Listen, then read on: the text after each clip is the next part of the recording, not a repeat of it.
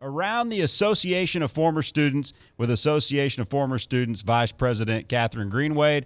Catherine, welcome to the show. A whole lot on the list to talk about this morning, but we got to start, Catherine, with the Lead by Example campaign, a fantastic just collaboration of all the fundraising affiliates on the Texas A&M campus.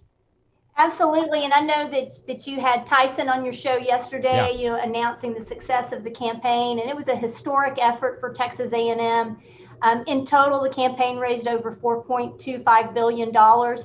The Association of Former Students, while we didn't represent the largest portion of the dollars of that campaign, we represent the largest number of donors in the campaign. We had over 140,000 Aggies who contributed to the association from 2012 to 2020 and allowed us to raise, through our organization, $143 million. And we're proud to have been a part of this effort, and we are so grateful to the donors who made this a success. And really, we're just excited for what this is going to do for Texas A&M in the future. Well, it shows the power of the Aggie Network coming together in a variety of ways where some donors could give you $15 a month or $10, right? And that added up to the incredible amount that was totally raised.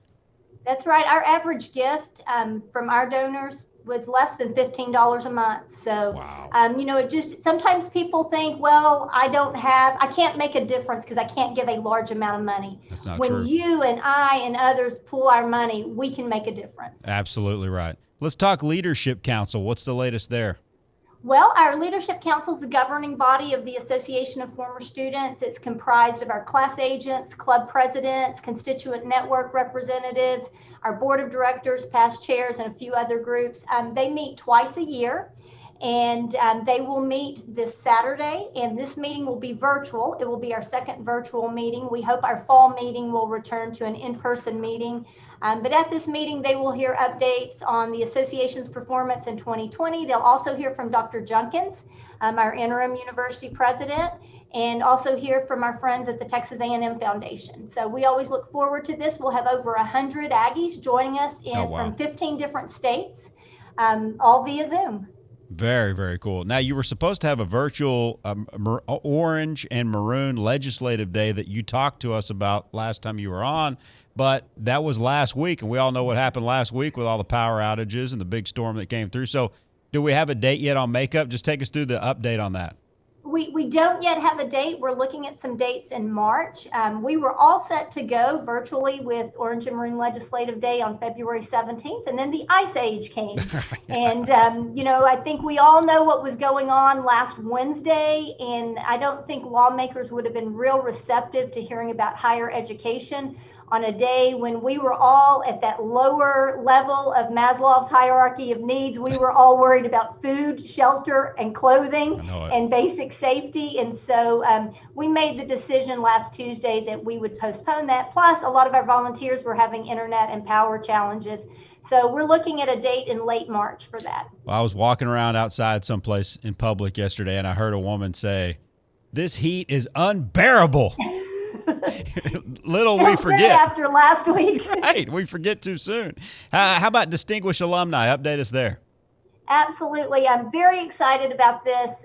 We have 3 distinguished alumni that we're proud to announce for 2021. We made a decision because we had combined recognition for our 2020 class and our 2021 class into one event this year, that we would have a smaller class this year, and we would limit consideration to posthumous candidates. And we have 3 outstanding Aggies that we're honoring this year. The first one is very special to the Association of Former Students, E.E. McQuillan, class of 1920. He was an executive director for the association in the 1940s, and so many of the things we do today can be credited to him. Wow. Aggie Muster and the way Aggie Muster is celebrated around the world can really be credited to Mr. McQuillan. And he just put a lot of things into motion that are still done at the association today. The next one is Ray Nesbitt, class of 1955. And then John Otto, class of 1970. And John was a longtime member of the Texas legislature. After he retired from the legislature, he worked for the Texas A&M University system in government relations and passed away last year. But just a great Aggie give a nod to all the Aggie bandsmen, former drum major of the Aggie band. And we're excited to honor these three men along with our 2020 class. 30 seconds left. Catherine, what else do we need to know?